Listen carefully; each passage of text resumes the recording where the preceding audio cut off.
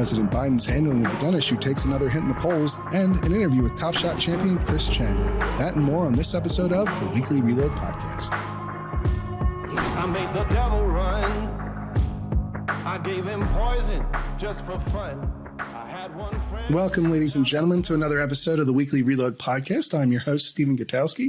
I'm also the founder of thereload.com, where you can get a membership today if you want to get the podcast a day early and exclusive access to content that you can't get without the membership. Head on over to thereload.com to check out our deals today. If you buy an annual membership, you get 2 months for free. So that's a good deal, right? This week, we do not have contributing writer Jake Fogelman with us. He is on vacation, attending a wedding. And I still feel like when I say that, it sounds weird. Contributing writer, I just can't get past it. It's like it sounds weird to me in my brain.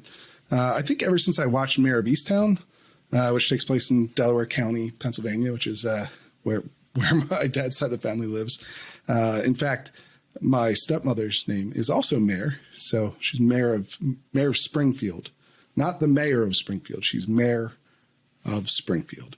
But yeah, I can feel the accent coming through it at times, and I think even other people don't necessarily recognize it like I do in my own mind, in my own inner monologue. I recognize it, and it freaks me out a little bit sometimes, just after watching that show, where the accent, the hoagie mouth is like hardcore. But anyway, this week we have Top Shot's Chris Cheng on to talk about his Activism, his new Asian American gun rights group that he's a part of, and the Supreme Court brief that they filed, as well as NFT Firearms. That'll be interesting. So make sure you stay tuned to listen to that. But first, let's discuss the news of the week, starting with the president's polling numbers continuing to fall on the issue of guns. A new poll from The Economist and YouGov shows that Biden's approval rating when it comes to how he has implemented his gun policies, or failed to implement them, or what have you, I guess both, if you look at his record thus far, is down about, I think it's 10 points from June, which is remarkable because June was also down significantly from May, when he had previously done a poll, or when the Associated Press had previously done a poll on this same question. They had found in May 48% approval of Biden's handling of guns and 49% disapproval. This new YouGov poll finds that a majority disapprove of his handling, including a plurality that strongly disapproves, whereas only 8% of people strongly approve of the president's handling of guns. His disapproval rating is up 5% from when YouGov did the poll in June, and down 10% in terms of approval since that same poll. So things are not looking good. The disapproval is driven largely by Republicans and independents, but at the same time, Democrats don't even approve of the president's handling of guns. They don't, and a majority of Democrats don't. He has not reached a majority level of approval from even his own party on his handling of guns. And so he's got problems across the political landscape when it comes to guns. That poll comes after he was forced to pull his ATF nominee, who worked for gun control groups for much of his career after he left the ATF. For the last decade or so, he worked directly for Giffords and now has gone back to working directly for them. And Biden could not get the 50 votes necessary to confirm him to the position. Is only the second nominee who hasn't gotten through. And in fact, he just had another nominee go through this week on party line vote with 50 votes in the Senate and a tiebreaker from the vice president. But he could not accomplish that for his ATF director nominee, who, in addition to being a paid gun control activist, has also been accused of making racist comments and attempting to derail a black agent's career over what the black agent claims was racial animus. Accused him of cheating on a promotion assessment. The black agent says because Shipman believed he had done too well on a section of that test. The agent said, of course, that his name was later cleared. The Department of Justice confirmed parts of the agent's story, but also denied that Shipman has any sort of racial animus.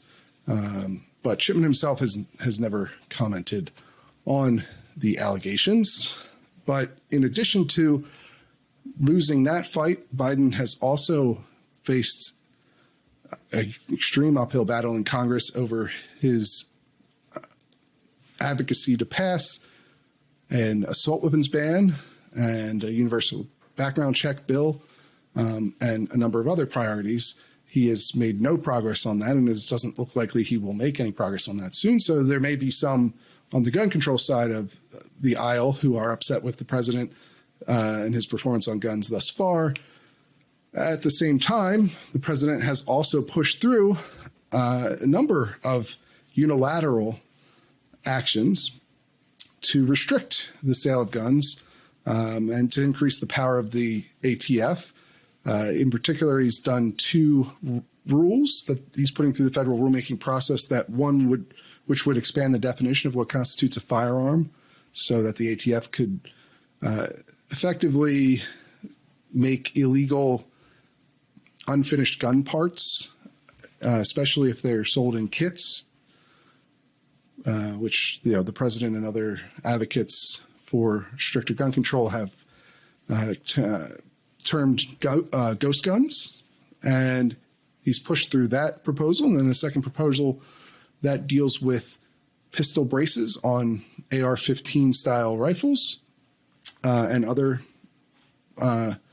firearms as well, which he is effectively trying to outlaw millions of those guns with a rulemaking process. Both of these proposals have continued to move forward despite receiving hundreds of thousands of negative public comments during the rulemaking process.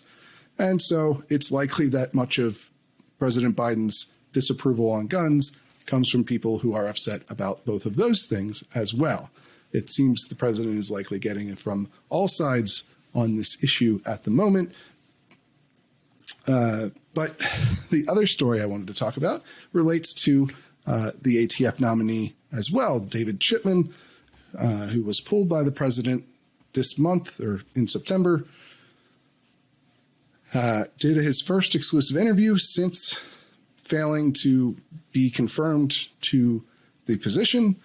He spoke with the New York Times, who completely skipped the allegations of racism made against him, as well as the other complaints that ATF agents had about Chipman, including his adversarial approach towards the gun industry, which many ATF agents have said could damage the agency's ability to work with people in the industry to make their cases.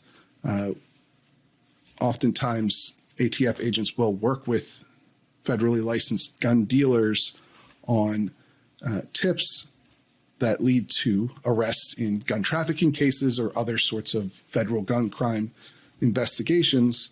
And by taking an approach like Chipman has, which has been very inflammatory in terms of how he has categorized the gun industry since leaving the ATF a decade ago, that could hinder any sort of cooperation that's going on there.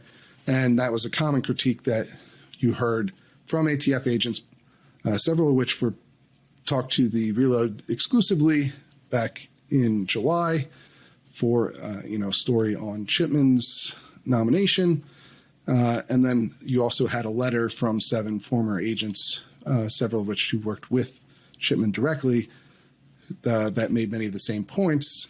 In the New York Times article, though, you would not know this because they mainly follow, frankly, the narrative set forth in a Giffords press release from several weeks ago, which made these complaints out to be exclusively those of the gun industry or the National Shooting Sports Foundation, which is the gun industry's trade group, and painted those concerns as only being shared by the gun industry itself, which, of course, the gun industry does have those concerns. But frankly, ATF agents who have spoken out about David Shipman's nomination, all of them have had negative things to say about him, or at least about his nomination. Some of them had positive things to say about him personally, but still don't believe he should be the director. And now he won't be. But it's interesting to watch how the New York Times and, frankly, many other major media outlets have treated allegations of racism levied against Shipman by effectively ignoring them altogether. They have not produced anything that claims that they are not legitimate allegations, that they haven't been backed up with evidence. Again, the Department of Justice confirmed the black agent's story that he was subject, that Shipman initiated an investigation into an agent for cheating on a promotion assessment in the time frame that the black agent had suggested this had happened.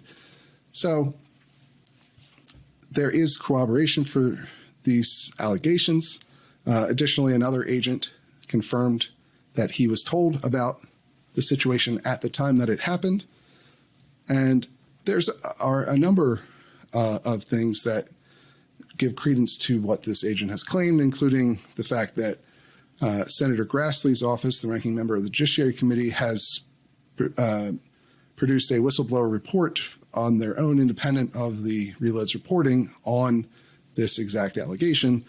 But it has been almost entirely ignored, and Shipman was not asked about it during his exclusive interview with the New York Times. Reporter Glenn Thrush there did the interview, described it as far-ranging, but did not range far enough to ask whether or not he denied the allegation that he attempted to sideline a black agent's career over racial animus.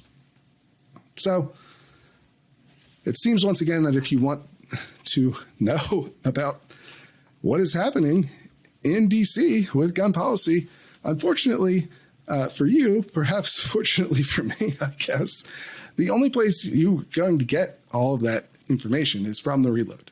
I don't believe, frankly, that this story would ever have seen the light of day without the Reload doing the reporting necessary to bring it to light in an ethical and forthright manner that follows the principles of good journalism and does not hide inconvenient claims about important and powerful people. So if you want to support our reporting, you can do that by joining today. We are 100% reader funded. We do not have any shady backers. We are not funded by any of the gun groups on either side of the issue. We are not owned by any major corporation like most major media outlets are. We get our funding from you. And that's it. That's the only place that we get funding.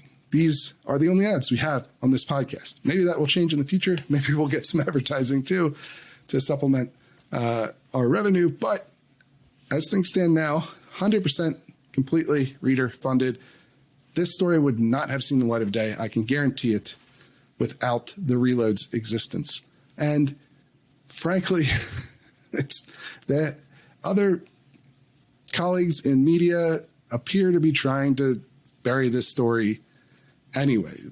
David Shipman is not only still being considered for a role in the administration, according to Press Secretary Jen Psaki at a press conference this week, but he is now back with Giffords in a full-time role there, apparently without having to ever even comment on whether or not these allegations have any truth to them. because places like the New York Times will not ask him about that. So anyway, you get what I'm saying. And I think it's time we move on to the interview for this week's episode with Chris Cheng. So take it away, me in the past, future, whenever relative to now, it was the past that I filmed it, but you'll be hearing it in the future. Here we go.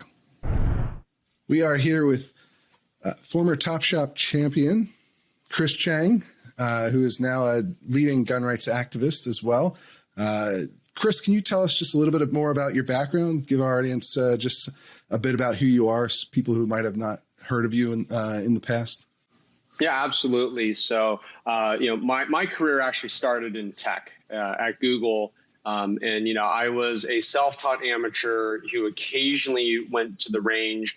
And my life changed, though, when this show called Top Shot on the History Channel started airing in 2010. And, I was watching my favorite TV show every week and seeing these incredible competitors from all walks of life, from all corners of the country, come and shoot some amazing guns and compete in these incredible challenges. And I got this crazy idea of auditioning for season 4. And long story short, I trained really hard because I was so behind the curve, and all of my hard effort and training paid off. And I won $100,000 in a professional shooting contract with Bass Pro Shops, and it changed my life. It'll probably be forever. My life will never be the same, and I'm very thankful for that change because I have learned so much about gun culture, about the Second Amendment, and have come to appreciate many elements of both. And I'm also still in tech. So, I get to have fun with tech toys, and then I get to shoot guns and have fun with guns as well. And so, thank you for having me on. I'm really excited to chat with you and your listeners today. Yeah, absolutely.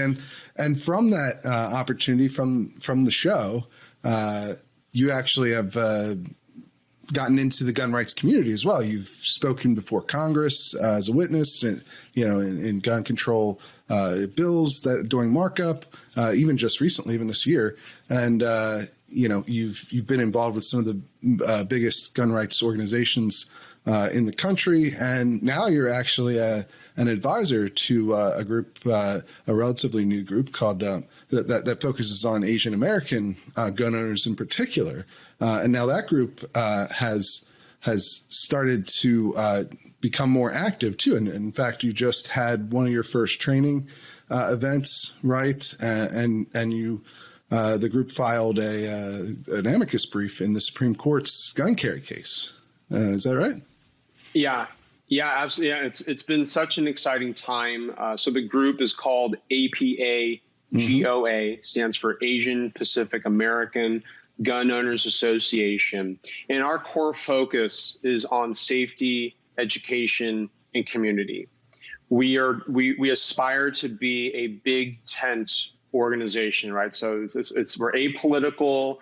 We want to really zero in and focus on bread and butter gun safety education.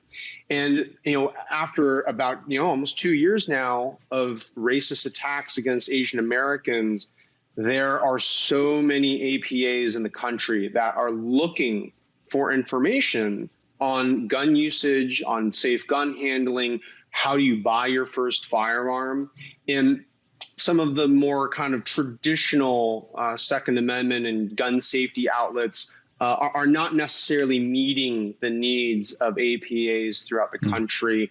I think what's been, fascinating for me is clearly I'm Asian. Right. For anyone listening who's not aware, I guess you can. Yeah, for anyone people on YouTube watching can figure that out probably. But but if you're just listening to the audio, last name Cheng is Chinese. I'm actually half Japanese as well. And I grew up in Southern California, where race was something that I've always been aware of. Right? That yes, I'm Asian, but it's never been something that I've felt the need to talk about, because I've always just thought to myself, well, it's obvious I'm Asian, and I don't know, like what's there to talk about. But, the past year and a half or two has really changed me, where, I live in San Francisco, and, back, earlier in the year, there have been these attacks, particularly against elderly Asian Americans, here in San Francisco, in New York City, and some of these victims have died. And I have extended family here in San Francisco that are in their 60s and 70s and 80s. And these are the same ages of victims that are being attacked and sometimes gravely injured and killed.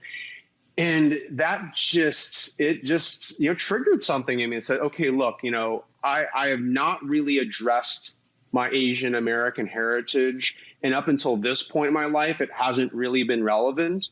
But this has been a key driver of why I wanted to be on the founding board of APAGOA, is a way of establishing a nonprofit organization that is there for the APA community.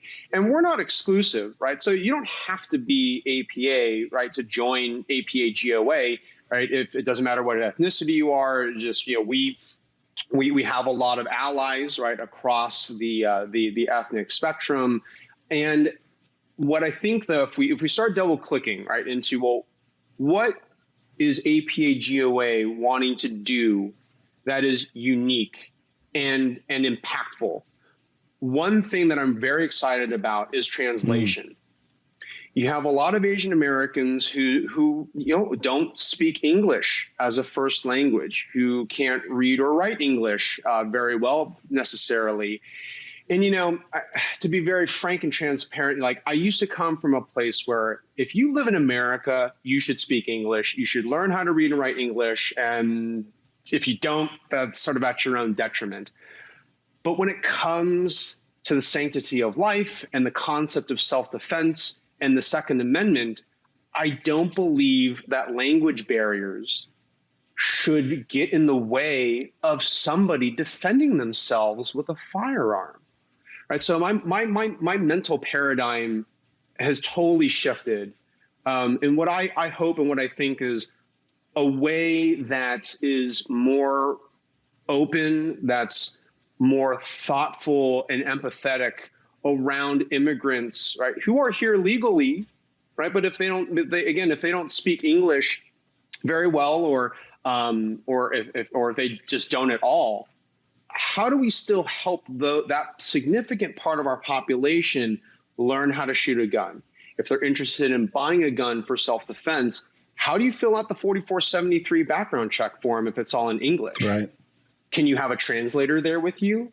Does that mean it's a straw purchase, though, if you have somebody there who's, right, translating this, government form for you? Right? There's a lot of these kind of questions that I don't think have been really addressed head on by any particular group or organization. So I'm excited that APAGOA, right, that we will be a group, and hopefully there'll be other groups, right, who can help shine the light on this part of America's population that, again, doesn't necessarily speak English, but they should still have the right to defend themselves with a firearm, right, if they're an American citizen or if they're a resident or a green card holder. And the other thing you guys have done recently that's pretty impactful or new, I think it's unique actually to APAGOA, which is filing a brief with the Supreme Court in the gun carry case there. Obviously, you guys are a lot of your members are in California, right? I think that's where the group is based. And California has a May issue law that could be impacted by the Supreme Court's ruling on New York's May issue law. And so you guys, I believe, are the only Asian American organization that filed a brief in that case. So can you just give us a little rundown of what the view of the organization is about that case? What do you want to see happen? Yeah, so, with the Supreme Court case, right, that's going through and asking the question, does the Second Amendment apply outside of the home, and specifically with regards to CCW and, may issue, versus shall issue? For APAGOA, right, this is very much about maximizing the freedom of choice for individuals to decide whether they want to own a firearm or not outside the home, right? And whether you want a CCW is a very personal, question and personal decision, but it should be a choice, right? It should be a choice. And the fact that it is not an equal choice in every part of our country is a huge problem, right? My rights here in California and specifically here in San Francisco County, are severely restricted compared to other parts of the country where you have constitutional carry, right? You don't even need to, apply for a CCW. So this disparity of freedom is something that I think it comes down to the equal opportunity of exercising our civil rights, no matter where you live in our country. And this goes beyond Asian Americans, right, in that regard. But specifically with the amicus brief, we got connected to an amazing legal firm, and the lead attorney for the amicus brief, his name is Albert Lin. He's the former Solicitor General of West Virginia. And he and his team gave the APAGOA leadership team a crash course in amicus briefs because, I've never submitted one. Like, I've read about the process, from a distance, hearing about other gun rights groups submit amicus briefs, right, and for other cases in the past. And what I think is really unique and distinctive about APAGOA's brief is the approach that we took to it, which was a very personal one. The brief is filled with personal anecdotes of Asian Pacific Americans across the country that were negatively impacted by the pandemic, negatively impacted by violence that came upon them and their families, and how the Supreme Court's decision on this case could have a tremendously positive impact, right, and change their lives. And so, what's amazing about the amicus brief process is you have, it seems like maybe 60, 70 different orgs submitted briefs. Oh, yeah, quite a lot, yeah. It's quite a lot, right? And at a high level, right, we're all sort of asking ourselves a question: how do we make our briefs stand out? How do we make them compelling? And for us, we really wanted to lean into the personal anecdotes that we have been hearing. And these anecdotes are why we formed APAGOA in the first place, right? We've just been hearing, myself included, from Asian Americans who were pissed off. We're scared, we're upset, we're angry, but we're also determined to protect ourselves and to protect our communities. And so this brief really leans into a lot of that emotion and into those personal stories, which I guess surprisingly, if you look at the other briefs, a lot of briefs are let me just say, other briefs lean into other, right, impactful arguments, sure, right, legal arguments, like socioeconomic and like other cultural arguments. But I would say APAGOA's brief, is unique in that we're one of the only, if not one of the few, briefs that really, really wanted to have a narrative and a vibrant, impactful storytelling focus for our brief. And hopefully our brief will make a difference when the final decision comes out here, either later this year or next year. Certainly. And I think that segues well, or dovetails well with the next thing I wanted to ask you about, which is there was this recent report from the Violence Policy Center, which focuses on how, I guess, they're claiming that the gun industry has attempted to sell firearms to Asian Americans. And of course, this is a gun control group that we're talking about here. And so they take a very negative view, to say the least, to put it lightly, of the attempts to, I guess, recruit more gun owners from the Asian American community. In fact, they mention you by name in this report as, somebody who's been involved in encouraging Asian Americans to get to become gun owners. And they paint this all as a very negative thing. They claim that this will lead to more violence if more Asian Americans purchase guns or own guns, then there will be an increase in violence or suicide as well in the community. And I just wanted to get your reaction to that, your take on what they have to say. Yeah, when the study, quote unquote study, came out last week, I was just, my jaw dropped on the floor reading through a ton of inaccuracies, and it was just really biased.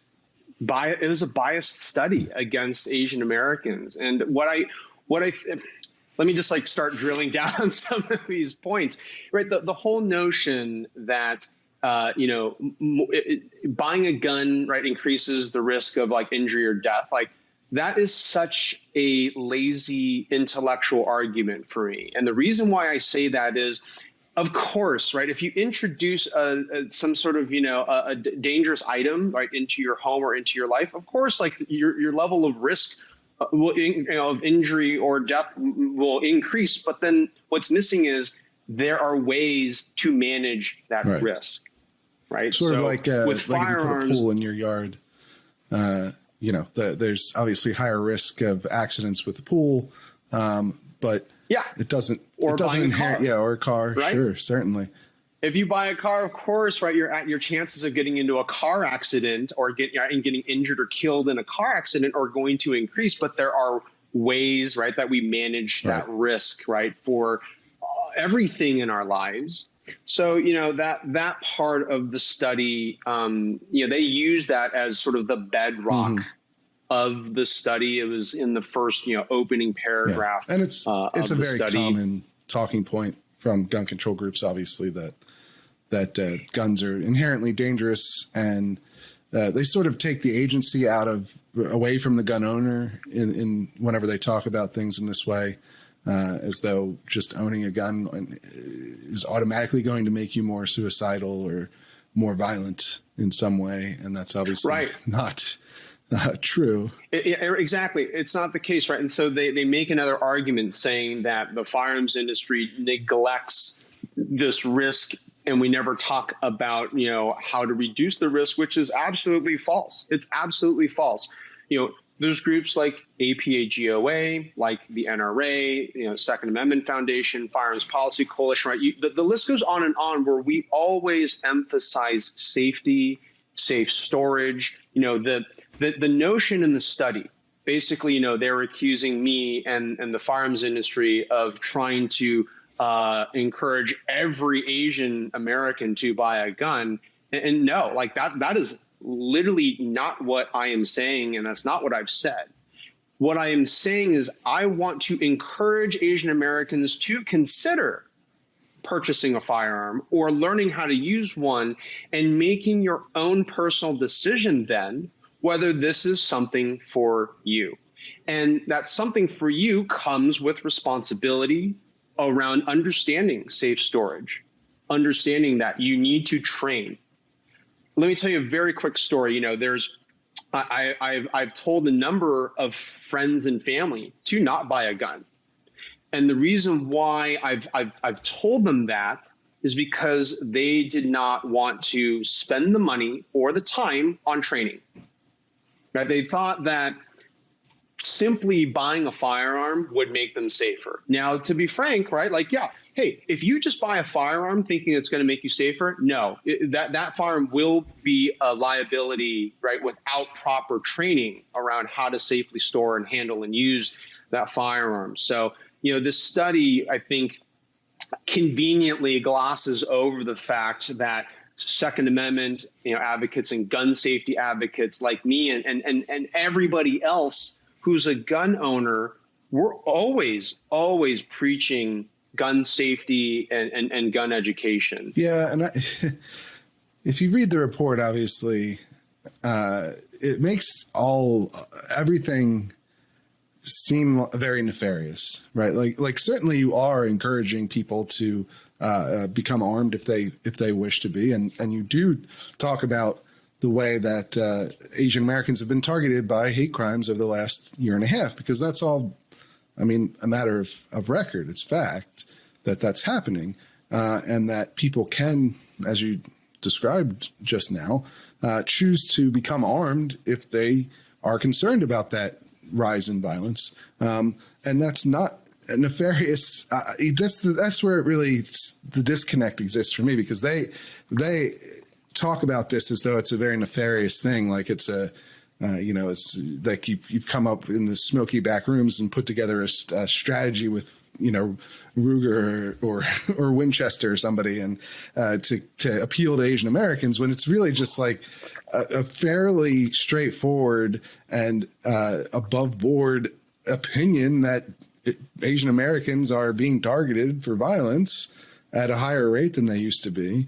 And one way to protect yourself in America is by owning firearms, just like any other demographic of people. And in fact, to me, it's a little bit weird for them to, they make these arguments about owning guns generally that obviously they don't really think that anybody should own a gun, because they think guns are dangerous and will lead to more violence or suicide if you own one. This is the basic concept that Violence Policy Center operates off of all the time. But it gets kind of, weird and uncomfortable when you start applying it to demographics specifically, saying that like Asian Americans shouldn't own guns because they're dangerous. It's sort of like there's an implication that Asian Americans can't be responsible with firearms. And I know, right, or that we're somehow you're going to be dangerous with them. And I think the line that we're flirting with here is right. Where's the line that this becomes racist? And if we think about other races, like and with respect to gun control, right? If we talk about the Black Panthers, right, back in the 60s and 70s. Here in California, former Governor Reagan implemented some pretty harsh gun control regulations after the Black Panthers went to Sacramento and exercised their open carry rights. And, it's this overlay of, for me, I'm a diversity advocate, right? I've spent the past 10 years on the NSSF and NRA's outreach committees advocating for increased outreach to Asians, to Latinos, to the LGBT community. And I believe that diversity everywhere is a good thing. So, right, for the study, why is diversity no longer a good thing, right? Like I take umbrage with that. And also the nefarious piece here that you mentioned, they also try and tie firearms ownership into the bad actors in the alcohol and tobacco industries. Like they mentioned this a number of times, saying that the firearms industry is going to start using a questionable marketing tactics like the alcohol and tobacco industry is. Like, no, like this is the difference is everybody understands how deadly a firearm can be, right? There's just no secret, right? There's a difference between, right, the tobacco industry back in the day, right, was sort of not being totally transparent about, right, how smoking might cause cancer, right, or is a key contributor, right, factor, right, to cancer and other, lung disease and other things. But, right, like there's no smoke and mirrors, right? This is all transparent. This is literally, we're taking diversity outreach pages from other playbooks, right? From the LGBT community, from other successful ethnic groups that are reaching out, right, to people of color. And so why is it now not okay for the firearms industry to reach out to people of color, right? It's again, it sort of flirts with this line of racism. Yeah. I'm not calling the study racist, but right, it touches upon, right, some of these like somewhat sensitive pieces. And I mean, the study, I encourage people to read it when you have a chance and just understand. For me, it's about understanding what is the other side constantly advocating or propagating. And I mean, some of these are just, I don't want to call them lies, but it's very misinformed and I think very slanted and biased viewpoints about gun owners and about guns. And for me, it's important to understand that, because then, that makes all of us more effective when we're trying to speak for, for freedom and on behalf of the Second Amendment. Yeah. And I just feel like you take that argument that guns, because, Violence Policy Center, I think that they just have a general belief that nobody should own guns, frankly, that it's dangerous for everyone. But when they start drilling down to different demographics and say Asians shouldn't own guns because it's dangerous for Asians to own guns, it starts to get into very uncomfortable territory, I would imagine, for most people who are listening to arguments like that. I mean, it starts to sound very, very racist. I mean, I know that that's probably not their intention here, but what are you supposed to, how are you supposed to react when you hear them talk about how Asians shouldn't own guns because it'd be dangerous for them to own guns? Yeah. I don't know, but I don't think that their argument is very good anyway. Obviously, like you discussed, yes, I think everyone acknowledges that guns are dangerous. They're not toys. Right. They require a level of safe handling for people to not be harmed by them. But obviously, it's a level that is achievable by every informed adult. So it's certainly there's no difference between the ability of an Asian American or Black American or Latino American or white American to comprehend gun safety rules and handle guns safely. There's no difference. Between how any adult can process that information and handle guns safely, men, women, whatever, anything. And that's where, trying to make arguments that some community or others shouldn't own guns because they're dangerous is, it just starts to get into territory that I doubt that they want to be in. But they put out this report, so I don't know. Yeah, it's their report, and they need to own it, right? They need to own it along with all the scrutiny and criticism that's going to come with it. But moving away from politics for a moment, you are also involved in the NFT space, which is a sort of brand new, burgeoning space. You're seeing NFTs and the blockchain technology generally that has been associated with cryptocurrencies to this point, and is now moving into things like collectibles and art. And in your case, you're saying that perhaps the next place that it should go is into the firearms community. So can you explain, just because obviously a lot of people listening probably don't know the first thing about what an NFT is and how it could possibly relate to firearms? Yeah, it's so NFTs, for the uninitiated, it stands for non-fungible token. I like to kind of dispense with the technical talk, and I think when you hear the letters NFT, just think of it as a digital collectible. Mm-hmm. For me, that was the most easiest way to think about what is an NFT, right? So it's a digital collectible. And just real quick, you've actually seen the major sporting leagues in America, the NBA, NHL, Topps, right? The old collectible card, baseball card companies, Upper Deck I believe they've all gotten into creating NFTs now. So you can, basically it's the same way that you would trade a physical card.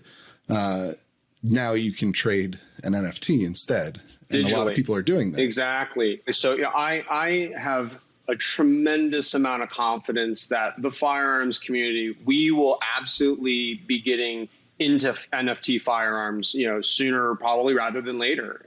It's, right now, right, the utility is mostly around collectibles, right? Like you said, digital trading cards, the NBA Top Shot brand, which has no relation to History Channel's Top Shot. Ironic, the NBA Top Shot brand, ironic, but they've made $700 million, right, in NFT sales and trades over the past year. I mean, it's tremendous, right, the opportunity that we're talking about here. But as it relates to guns, for me, the digital collector's card is one very fun component. I used to collect baseball cards, Fleer, Topps Upper Deck. And it's just like so fun to see, an 1987, Ken Griffey Jr. rookie card, and how the value, right, of that same card, but, versus, Topps versus Score versus, another brand, right. It was just like such a fun experience, right, that it enhances your community experience, right. And in our case, I think it would bring a lot of fun to the firearms community, bring literally a ton of value, right. We would be generating wealth for card owners, for the community, for the industry. And, I think NFT firearms. And you could see this not just in, obviously there's the collectibles where you have like a picture of like a baseball card type of deal, but with firearms instead, which is one use. But I feel like there's an even bigger use out there that if you look at how NFTs have been used, for concerts or for bands that have put out albums that feature an NFT component, and basically you buy that NFT, which could be a copy of the album, because it's digital, so it could be music as well. And basically you can't copy an NFT. Like it has this essentially like a digital signature on it, so you could make the same image again, but it won't have that digital signature that authenticates it. Kind of like when you buy a baseball card from an authenticator that has like the provenance of how we know this is not fake or a copy, right? And so people have used that, or bands have used that technology to, you buy the NFT of the album, you also get a VIP ticket to the next concert in your town or whatever. And I feel like that's a way as well that it could be used perhaps by gun companies when they release a new gun or something. Is that in line with what you're talking about?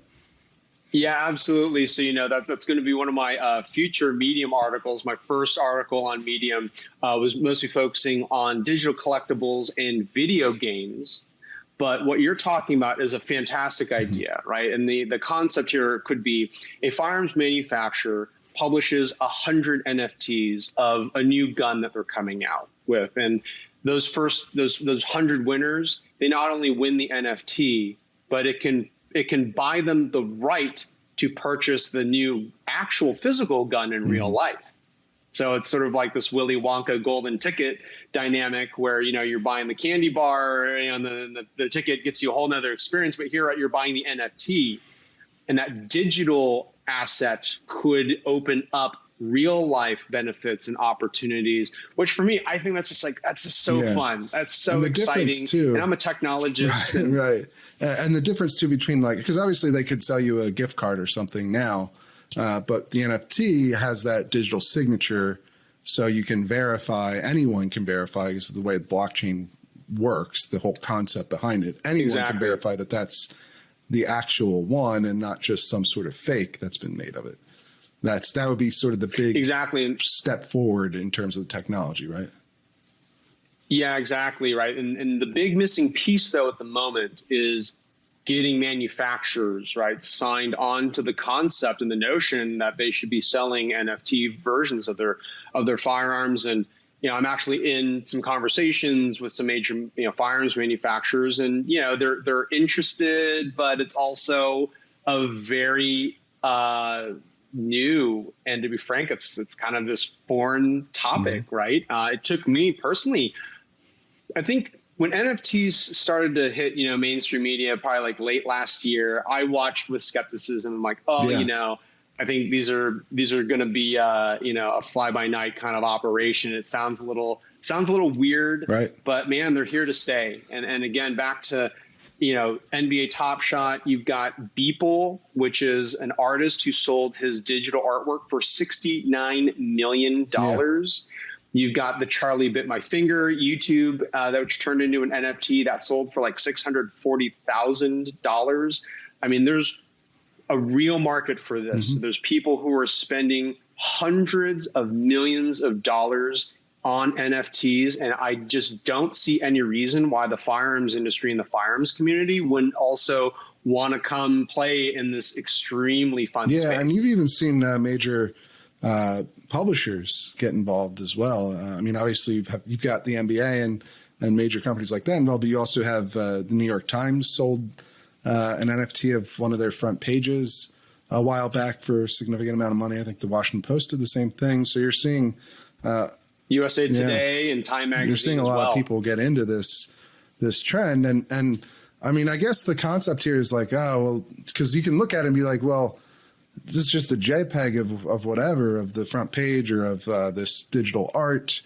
Why is that valuable? But because it has that digital signature that guarantees to anyone who looks at it that it is the original copy, and it is has the provenance connected to it that can prove definitively that this is the real first copy of this art. The analogy, the analogy that really helped concretize why NFTs are valuable is, I think about the Mona Lisa, like the Mona Lisa in real life.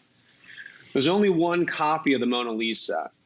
Now, there's millions of visitors who go see the Mona Lisa every year, right? And we take pictures on our cell phones, right? Maybe you put it up, you print copies out. You used to have the gift shops, right, who have, copies of the Mona Lisa, but they're not as valuable as the actual single Mona Lisa that, again, the provenance part that you've talked about, right? It's authenticated by the museum and by museum curators. That's the value, and back to the blockchain and that digital signature piece, right, that you mentioned. That's the key piece to where NFTs derive their value is their rarity, the provenance. And I just think it's such an exciting concept that I'm doing everything I can to promote this fun, cool new idea. I've got some, ideas in the works myself, and I want to encourage other people, other, entrepreneurs to think about NFT firearms, think about the blockchain, right? Because for me, I would love to, maybe come on again later when I've got some of these other ideas that I think would benefit the firearms community with respect to blockchain technology. I think it could possibly, be game changing, but it's about how do we do this together? It's very much, for me, the more fun that people have, right? That's sort of the whole point of life is like, let's have a good time, right? And the more people that are having fun, whether it's with firearms in real life or firearms in the digital space, like that's great. And everybody can pick and choose like whichever, kind of paradigms that you want to play in. Sure. So, I look forward to, hopefully chatting more about this in the future. And, because I think it's easy to look at, like some of the examples you cited of, some of these digital artists making hundreds of millions of dollars off of NFTs and just dismiss it as like some crazy thing. Like, why would that be worth that much money, especially if it's not even a physical, medium that's being represented. But then, you can look at the regular art world, the physical art, and say a lot of the same things, right? Like, people do that all the time, right? You look at how some of these art pieces that are physical pieces of art sell for, and they're like blank canvas or black dot, and it's like, well, some swatches, and or like there's plenty of art is completely subjective, obviously. So what gives it value is not determined by whether I like it or you like it, right? It's what somebody's willing to pay for it. And the same basic rule applies here. Like, it's valuable because people give it value. Like, I could make an NFT of nothing, and or we could do an NFT of the front page of the Reload right now, and it could sell for nothing, even though it's one of a kind, right? It's not just the scarcity angle; it's also, what gives art value generally, because there's plenty of art that's physical art you could buy for nothing, too. That's not really where the value comes from. So I think what changed my mind about NFTs a while back is being more than just like some weird scam that's going on, right? Which you could also, again, is another thing that people say about the regular art world. Yeah. But when I started thinking about my in my own head, like the critiques I have of it, then I started to realize these are the same critiques that you could make about regular art or regular baseball card collecting or whatever that people put value into. So there really isn't anything inherently flawed about NFTs or the blockchain. Same thing with like crypto. You can look at crypto and a lot of the smaller coins that exist out there. There's a lot of like fraud and pump and dump schemes that are around some of these little like fake, basically scam coins that nefarious people will create. But you can watch Wolf of Wall Street and see that's not unique to crypto, and that there is real value. Yeah, scams and frauds. Yeah. Exactly. So, it's the same stuff happens in the crypto world as it does in the fiat currency world. There's just a little bit less regulation over the crypto world right now. To me, I think that there isn't any reason why something like what you're talking about couldn't become reality eventually. And frankly, it kind of seems inevitable at this point that it's some point down the line, you're going to see the firearms industry involved in NFTs and crypto. That's exactly my perspective. This is so inevitable, and I am going to push, pull, and drag the firearms industry into doing the inevitable. And it's like, why? There's just like literally no reason why we shouldn't just jump into this today. It's very, I would consider this very low risk. Like the technology is there to make this incredibly affordable for everybody. And again, I just think this is a really fun thing that's win-win-win across the board. So I hope NFT Firearms has been an interesting topic for your listeners. I definitely is for me. And thank you again for giving me the opportunity to come on the Reload podcast. And so talk about if people want to find you, they want to get involved with APAGOA, they want to hear more about NFTs and firearms, how can they find you? Yeah, so I'm available on Instagram, Facebook, and Twitter, and YouTube. And my handle is at Top Shot Chris. I've also got a website, topshotchris.com, and I've got a series of Medium posts, and my handle there is at Top Shot Chris as well. So if you want to read more about NFTs and blockchain stuff and guns, come follow me on Medium. I'm really excited for more posts that I'm going to be posting here in the coming weeks and months. And APAGOA has a website as well? Yes. Yeah. Thanks for the reminders. Yeah. APAGOA.org is our website. It stands for Asian Pacific American Gun Owners Association. We've got a number of very fun events that are coming up in the coming months and quarters. Anyone who wants to volunteer, definitely please drop us a line as well. APAGOA.org. Great. All right. Well, we'll have to have you on again real soon. Thank you again for coming on with us.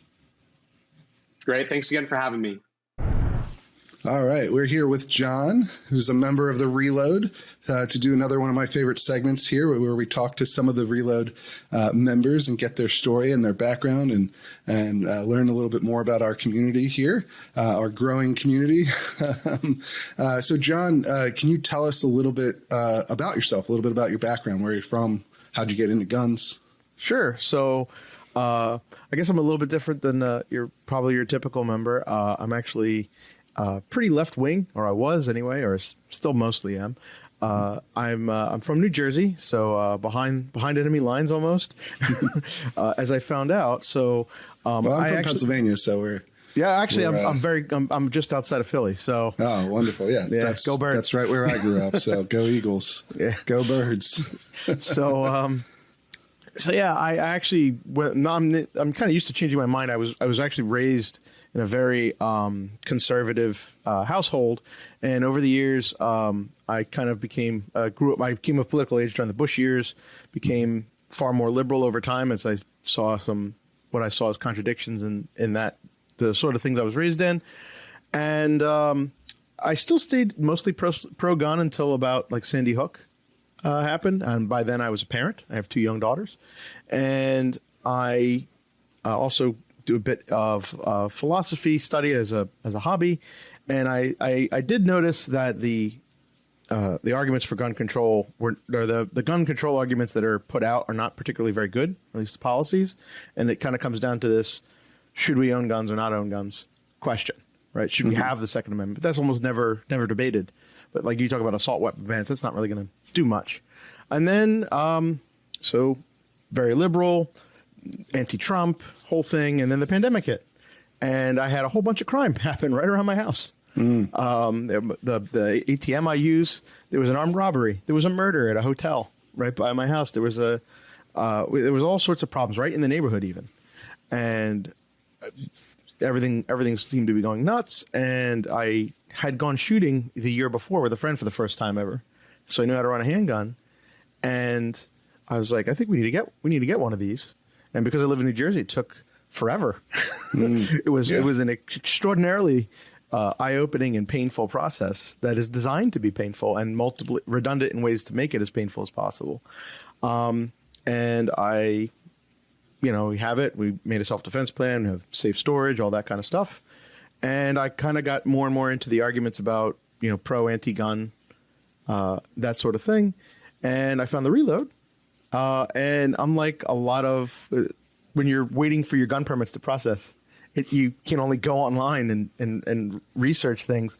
And you find a lot of the pro-gun stuff is very almost like gun rush Limbaugh. It's very, very pro, very, very slanted in a specific direction. And the thing I really liked about what you've done is it seems very fair-minded. You'll go and give the pros and cons of everything. And so that's why I decided I wanted to join up. Yeah, I think that's where we've tried to be a little bit different in the approach and focusing on obviously hard news over commentary. Obviously, we do some analysis as well to try and give a better view of what's really going on. But yeah, I think there's not much of that. Whether you're looking at very pro-gun outlets, which obviously have their place and their opinion. Even heated, strong opinions are still valuable to a certain degree, but that's kind of all there is when you look at a lot of gun media. And then when you look at a lot of mainstream media or major media outlets that are news focused or more news focused, they tend to not be very informed on the issue, and they tend to lean in the other direction a lot of the time. So. That's where I thought it was a good fit for the Reload to try and do something a little bit different. But I find your story pretty fascinating because you're one of the people who bought a gun just recently that we talked a lot about, right? This is sort of really important new group of gun owners. In some cases, like yourself, not traditional, party line Republican voters, obviously, might have different points of view on lots of other issues than your traditional conservative gun-owning gun voter. And so I think it's really fascinating to see that kind of development as you described, like how you got into it. Obviously, there was rioting in Philly. There's been a rise in it's been interesting, actually, the last 2 years here because we've had a decline in a number of crimes like property crimes, right? Mm-hmm. But a huge increase in severe crimes like murder. Yeah. Murder was up 30% in 2020, which is the biggest spike percentage wise in history. Like it's still relative to the 1990s or late 80s, still relatively low levels, but they've increased a lot in recent years. And it seems like it's driven a lot of people to buy guns. And I mean, here you are as one of the prime examples of that. Yeah, one of the things, especially the thing I really loved, actually, that really got me sucked into listening to your podcast every week, you had David French on to talk about the New York State Rifle Association versus Bruin case, which I am intensely interested in. Yeah, that could have big impacts in New Jersey. I cannot carry my firearm, and I have been, as a new gun owner, one thing I learned is train. And so I've taken quite a lot of training classes. I took a private lesson to learn how to use a holster in the hope that we will eventually next year get rights to be able to carry. And like the analysis you guys did about, okay, they will hopefully likely make all the last 8 states become shall issue. So the state must issue permits, but then get ready. They will make it as hard as possible like they do just to buy a gun. So... Yeah, I think that's probably the most likely outcome. Obviously, we talked about a range of what could happen. Yes. But yeah, most likely they'll probably strike down May issue that has, where states like New Jersey and New York and Maryland and California have these systems that give extraordinary discretion to government officials on whether or not somebody can obtain a concealed carry license based on extraordinary discretion is a very correct way to put it, or politically correct way to put it. It's de facto ban unless you're exceedingly wealthy or a retired police officer. Yes. Yeah. Those systems breed a type of corruption too. That's very common, where the people in charge of issuing permits generally don't issue any permits unless you are connected in some way or you can bribe them. In many cases, you've seen that in New York City and in California and New Jersey. Over and over again, this has happened. So, yes, certainly the current system, because of basically it's left up to the opinion of the issuing, official as to whether or not the applicant has a good reason to carry a gun for self-defense.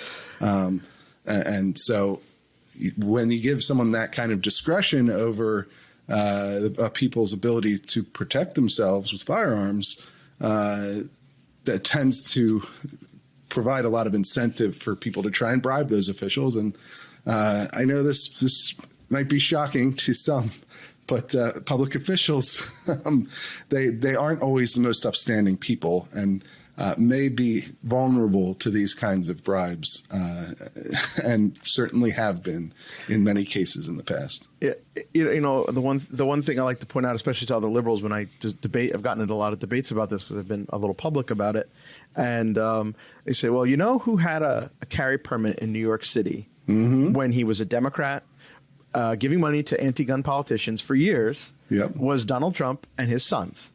That's correct. People like Howard Stern and all the New York, the celebrities and very wealthy people who you might not have even ever heard of if you didn't live there, all have carry permits. That's right. And so a guy like me who's passed, to get a gun, I had to pass 3 background checks to buy a pistol. I've been a law-abiding citizen all my life. There's no chance for me to get a carry permit.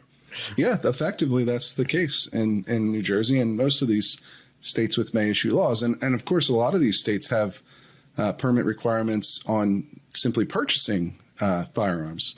In New Jersey, there's a permit requirement for purchasing a handgun. And that system itself can also become very backed up and difficult to get through. I know during the pandemic, they shut down a lot of that process. And I did reporting when I was at the Free Beacon on some of the people who got caught in that, and they had to wait for months, months and months and months and months to get their pistol permit approval. And that was in the middle of, all the turmoil we experienced in 2020, whether it was the meat shortages, the runs on, toilet paper at the store, the, early release of certain convicts from jail, the police officers getting sick, the list goes on. And obviously the rioting that happened near where you live in Philadelphia area and throughout the country.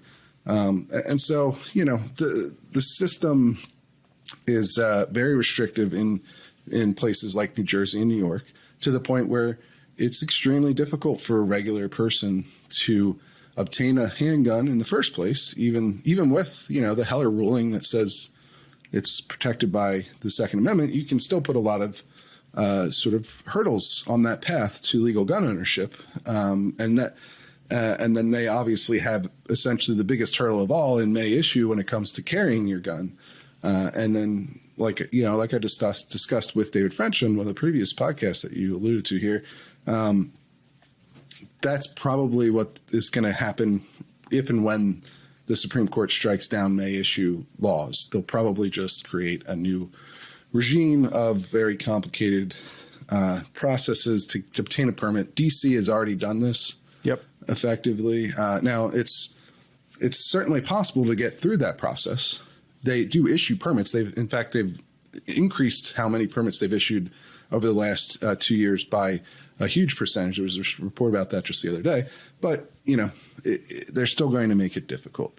And And yeah, but we'll have to see exactly what comes of that case. But yeah, I really appreciate you coming on and just talking to us a little bit about your point of view. I always like to hear from the members and hear from the variety of points of view that we have in this new community here of people who've subscribed to the Reload. And I really appreciate you taking the time just to give us a little bit of insight into your own thinking.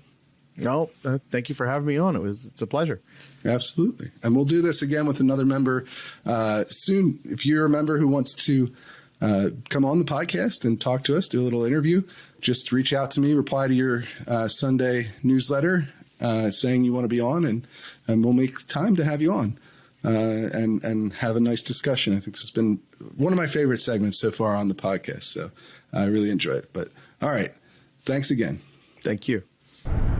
And that's all we've got for this episode of the Weekly Reload podcast. Join us again next week when our guest will be Adam Serwer of The Atlantic.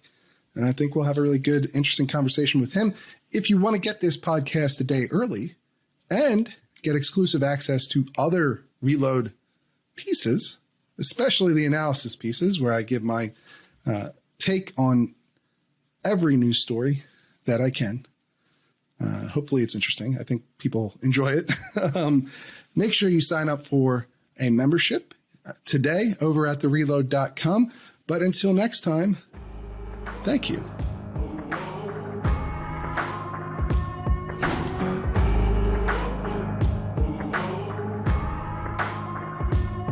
I made the devil run. I gave him poison just for fun. I had one friend, now there's none. I made the devil run. I broke so many bones, but none of them were ever my own.